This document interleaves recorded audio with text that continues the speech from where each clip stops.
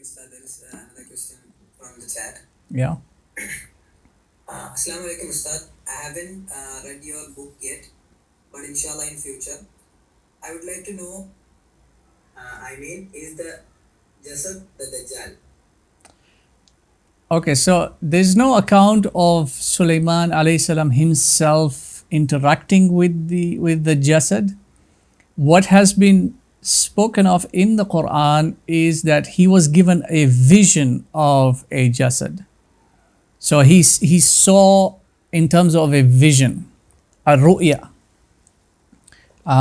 In my book, you will find this in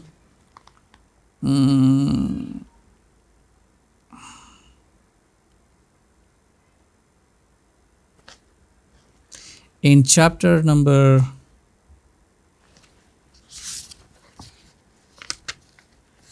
in chapter 5. The chapter is titled, it's a chapter 5, the vision of Sulayman. On page number 97 is where the ayah is, it comes in. وَلَقَدْ فَتَنَّا سُلَيْمَانَ وَأَلْقَيْنَا عَلَى كُرْسِيهِ جَسَدًا ثُمَّ أَنَابَ قال رب اغفر لي وهب لي ملكا لا ينبغي لأحد من بعدي إنك أنت الوهاب. So the ayah says that we definitely tried. وَلَقَدْ فَتَنَّا, we most certainly tried Sulayman. We tested him. And we وَأَلْقَيْنَا, we sort of cast. Alqaina is like a projection. We projected onto his throne a jasad, a lifeless body, a hollow, lifeless body. We projected it onto his throne. And so this is a vision. It's not a dream. It's not a dream in that sense. It's a physical, like he's seeing his seat, he's seeing his throne, but something has been projected there. He's seeing something else that is taking its position there. And this really, gets to him. So he turns away from that, realizing what this entity is. He turns away from that and he asks Allah subhanahu wa ta'ala that this kingdom that he has been granted by Allah, to ensure that it does not fall into the control of anyone else after him. Because he's understood from that projection that here is an entity that is going to take that throne from him. And what this entity is going to do with the power that Israel had under Sulayman alayhi salam, Sulayman was just, it really disturbed him. Because this is a lifeless entity. Now, the word Jasad has been defined by many of the scholars, but I like Raghab al-Isfahani's definition the best. Imam Raghab, in his kitab, his dictionary actually, it's called Al-Mufradat. It's a dictionary of Quranic terms. And he provides the definition by examining the other mentionings of the word Jasad in the Quran, and he puts a definition together for that. And then he confirms that definition with how the term Jasad was used in the Arabic language by the Arabs before. So he references the earlier dictionaries that were compiled by the Arab scholars. In particularly Al-Khalil Al-Farahidi, who wrote the Kitab Al-Ain. This is the first lexicon of the Muslims and the Arabic language. And what he says is that a Jasad only belongs to the human category. That's number one. It doesn't belong to jinn category or animal category or angelic category or any of these other categories. It belongs to the human being. And number two, it is an entity that does not consume, meaning it doesn't eat food. Why? Because it doesn't need to. It's dead. It's hollow. It's dead. It's like a corpse. A corpse would be called a Jasad. Number three, it is called a Jasad because it does not have an essence occupying it. So this is where there's a difference between Jism and Jasad. A Jism, like me right now, this would be my Jism. Why? Because I'm alive. There is a soul within it. But if I was to die, then this would just be a corpse. It would be a body. and then it would be called a Jasad.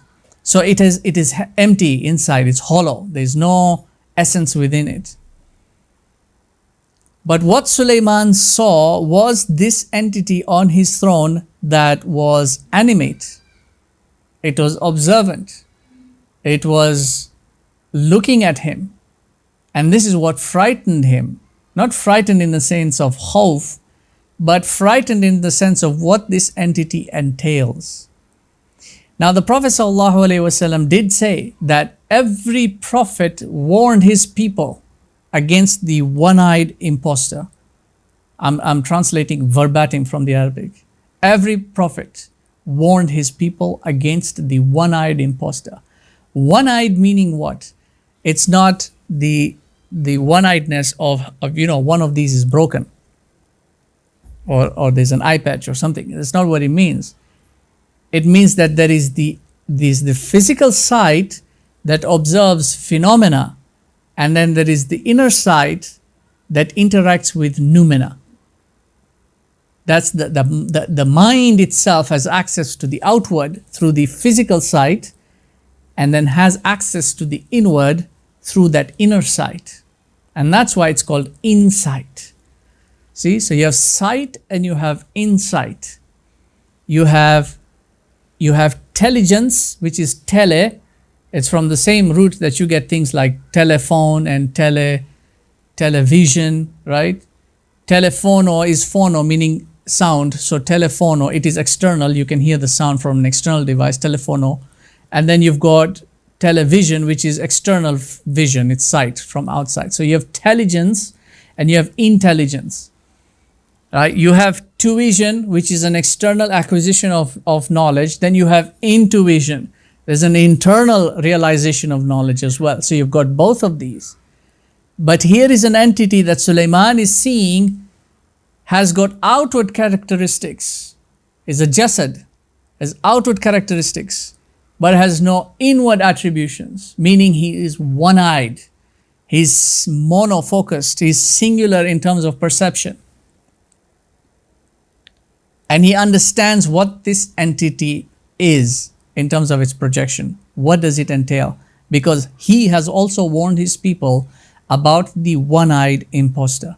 This is an impostor who wants to take over the rulership of the Holy Land.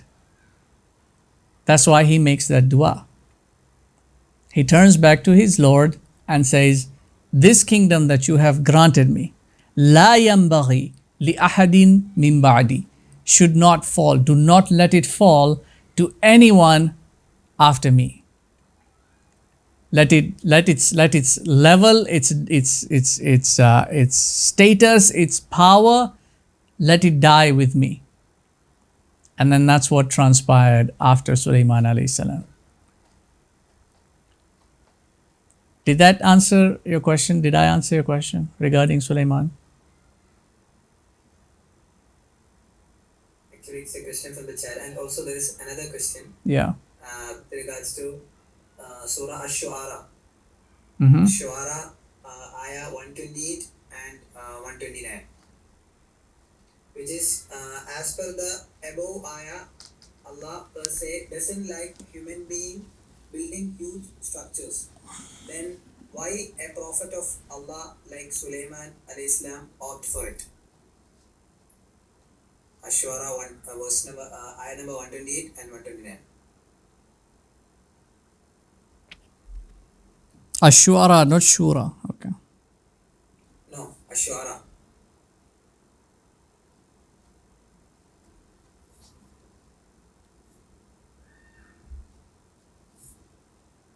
It's the 26th surah.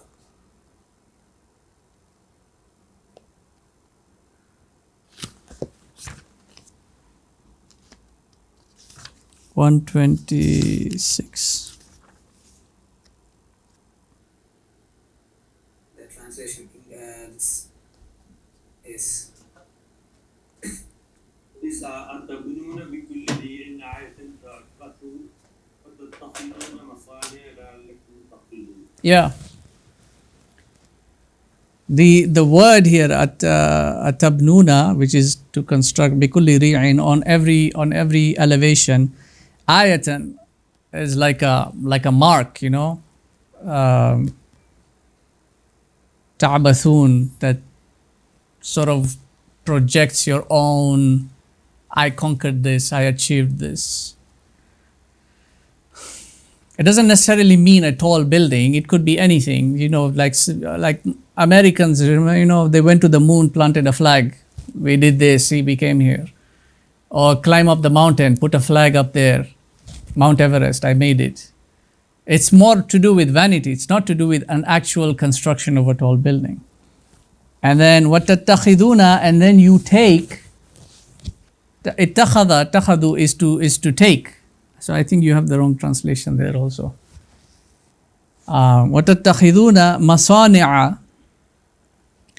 A sana'a is to build something. Sana'a, because it could refer to anything in terms of in fact, if you want to give this a more contemporary meaning, basically anything that is technologically related, anything that man crafts.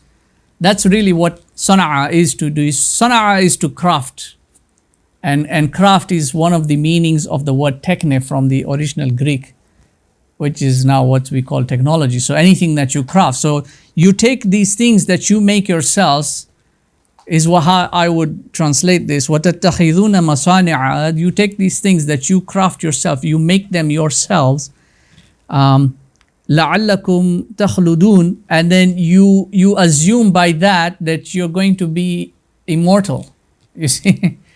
You're going to achieve immortality because you made something. And which is really astounding, subhanAllah, that you brought this ayah here, because this is one of the things that the modern world is obsessed about. They think that through their technology and all these things, they're going to achieve immortality. Can we connect with the Freemasonry, Masonic? Well, it's a much more generic term in that sense. Sana'a is to make things. Masonry is a type of crafting. Woodworking is a different type of crafting. Basket weaving is a type of crafting. These are crafts. These are things that we make. But there's a difference between the one who is making to fulfill a necessity and the one who is making to fulfill their own vanity. You see, I'll give you an example in this. The person who invented the telephone was not fulfilling vanity. He was an inventor. And he wanted to make a device by which communication could take place over long distance. So that was his function, and then he gave it form. Now, the person who is making iPhones and this phone and the other phone and the one with this app and this thing and then so and so and so and so forth, these people are not fulfilling necessity. These people are fulfilling their own vanity. It's because they can, that's why they do. And then when they come on stage, you can read their language. You can read the way they present themselves, the pride that is radiating from them, the arrogance that comes from them, like they've achieved immortality. That's what the ayah is talking about. It's just remarkable that you even had to point this out. But that's what the ayah is talking about. Atabnuna bikulli ri'in. You're going to build, you're going to put up a mark on every elevated position. Ayatan ta'bathun, an ayah, a sign, a mark of your own vanity, of your own pride. وَتَتَّخِذُونَ مَصَانِعَ. And you're going to take the things that you make with your petty hands, your crafts. You're going to take that لَعَلَّكُمْ تَخْلُدُونَ, thinking that you are immortal, that you're going to supersede all of creation. It's talking about the kind of delusion that they live in. That's my understanding of the ayah. Allahu a'lam. Be careful with translations. Yeah, that's the difference. That's the difference in terms of crafting. Crafting out of necessity, crafting for beauty, real beauty, genuine beauty, crafting for creativity, crafting for, in terms of an art, that's different. As compared to crafting for just because you want to express yourself. That's what he's referring to. You see, someone can make a film, for example. Cinematography is a kind of a craft, is a kind of art form.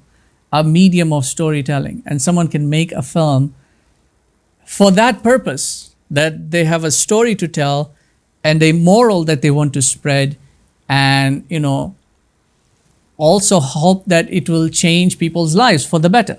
Someone can do it for that purpose. But then there's someone else who wants to make a film because they can, because they have the money, because they want to show off themselves, because they want to come up on the red carpet, they want people to sing songs of praise of them, see, he's such a superstar, etc., etc. Someone's doing that for that purpose. And they think that this makes them immortal. And yet immortal here doesn't mean physical immortality. It's more like an exaggeration. This is rhetoric also. It's exaggerating it to prove the point. But people will do it for that purpose. And that's what's being given here as a distinction.